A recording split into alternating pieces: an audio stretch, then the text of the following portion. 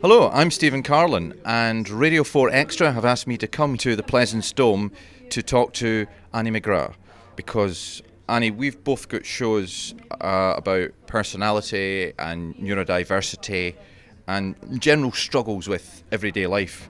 So my show's about autism, because that's kind of where I put myself on the spectrum. What would you describe yourself as?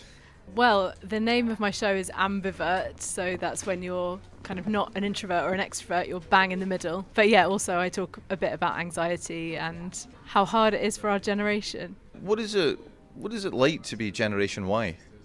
Well, I think we're more depressed than previous generations, but we're privileged in that we're able to consider mental health with a kind of clean eating, like doing yoga, drinking green smoothies during the week, and then getting off our faces at the weekends. Yeah, just having access to so much, but feeling like we're so confused by everything. It does seem there's like such a lack of any certainty, and feeling pressure to be a certain thing. Yeah, I think it is the kind of conflict about how you protect yourself on social media and how you actually are in real life. And then seeing how everyone else is behaving and looking at how much fun everyone else is having and feeling more alone. It sounds like the Edinburgh Fringe from a performer's point Sounds of view. really uplifting. From looking from the outside in, my impression of your generation is that you're quite sort of sensible and actually responsible and well behaved. And I wonder if you'll just all go absolutely nuts when you get to 40, and it'll Maybe. Yeah, well, because none of us, smoking's gone down, hasn't it? And drinking, I think. Yeah.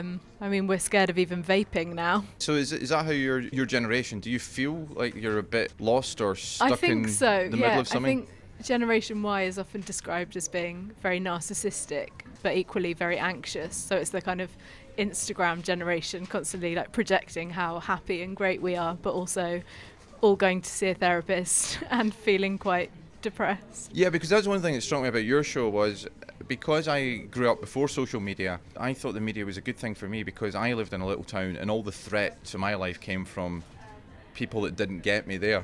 Yeah. And so when I watched TV or listened to radio or music or something, I thought, there's people out there that get me. But that was before you had all this sort of social media and pressure and online bullying, and that's a very different... So you've got a very different experience of the media. Yeah, than I well, do. it's the same now, the people that get you and the people that don't, because they will very happily tweet you and tell you. It's a kind of constant feedback loop, I guess. So what's like an example of you being extrovert? Doing stand-up, it's a pretty extroverted thing to do. Standing up in front of people, trying to make them laugh. Yeah. But then also doing stand-up requires a level of introversion, because you spend all day by yourself writing and travelling by yourself. So it is quite a weird mixture of being alone. I think so. And I think to come up with ideas and you reflect on things, I think you need some element of introversion in definitely. Your makeup. You kind of observe people and then go out and talk to them. It requires kind of two different skill sets, I guess. I mean, do you consider ambivert a diagnosis? I don't know. I think I'm interested in this notion of personality types, but I think it's also dangerous to label yourself one thing or the other. That's why I was quite happy to be in the middle. Because that's what I wanted to ask you, because about diagnosis, because I have a sort of double-edged sword with it, because I think it can help you understand yourself or other people, but also I wonder if it's a label, if it puts you in a box. And I think so.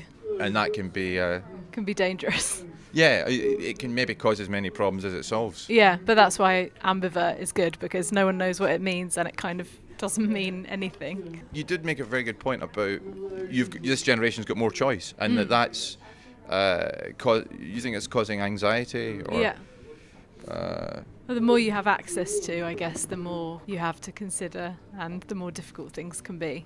Coming to the Edinburgh Fringe, where there's like 3,000 shows, what do you choose? Because I'm not sure. I think I'm not quite Generation X, but I'm not Generation Y. You're Generation Y.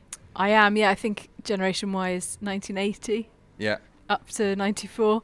I've just missed it. You've just missed it, I'm afraid. Yeah. Stuart Lee very angrily told me I wasn't Generation X when I suggested that I was. And he said, right. No, I'm Generation X. You weren't born in the 60s. Right. So he's the only person. in Generation X. My youngest brother's 7 years younger than me, and I was allowed to just go out, or even if I was about 7 years old, I could go out when my parents didn't know where I was. Right.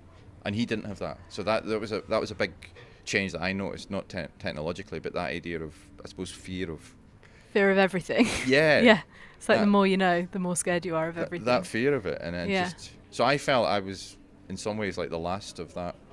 Yeah, you're roam like free. The rebels, the free rebels, and we're the anxious, staying at home, talking to our friends on MSN generation. Do you feel pressure in terms of not being able to say certain things on stage, or talk about certain things, or have certain opinions, or do you feel you can do Not really. I guess we probably do more than previous generations because of fear of things being kind of repeated online, whereas I think my parents' generation never had to worry about that kind of thing. So we probably are more cautious in terms of material, but it's not something I necessarily think about before I go on stage. Yeah, that's a good point. It's everything's recordable now. Well, yeah, people can just film you doing a gig and you might not know, and then that hasn't happened to me, but I mean, if I was more famous. This conversation could be getting recorded now for all we know. Oh, shit. And just somebody put it out. Yeah. Some irresponsible people at the BBC. Radio 4 Extra. Just trying to have a private chat after a show. Yeah. Where are you on at? I'm on in Just the Tonic at the Mash House at 6:20 every day until the 27th of August. Thanks very much for meeting and chatting about your show and all the issues around it. Thank you very much for having me. Welcome.